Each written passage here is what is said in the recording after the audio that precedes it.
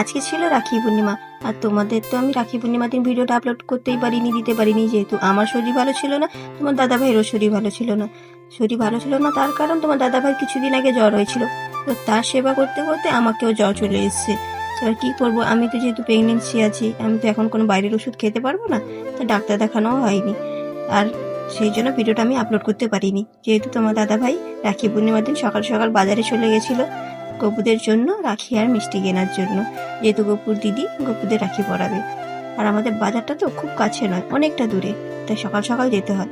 তোমার দাদাভাই বাইক নিয়ে সকাল সকাল চলে গেছিলো, তাই রাখি আর মিষ্টি নিয়ে এসছে, আর গপুর দিদি গপুদের রাখি পরিয়ে দিচ্ছে। আর ও তো ছোট বাচ্চা, ও তো জানে না ঠিক মতো কীভাবে কী করতে হয়, তাই আমরা একটু বলে বলে দিচ্ছিলাম সাইড থেকে যে কীভাবে কী করতে হয় না করতে হয়। আর তোমরা কেউ কিছু মনে করো না, যেহেতু ভিডিওটা আমি রাখি পূর্ণিমার দিন শেয়ার করতে পারলাম না, কিছুদিন পরেই তোমাদেরকে শেয়ার করছি। যেহেতু আমার শরীরটা আগে থেকে অনেকটা ভালো আছে, তাই তোমাদের সাথে আমি ভিডিওটা শেয়ার করলাম। Thank you.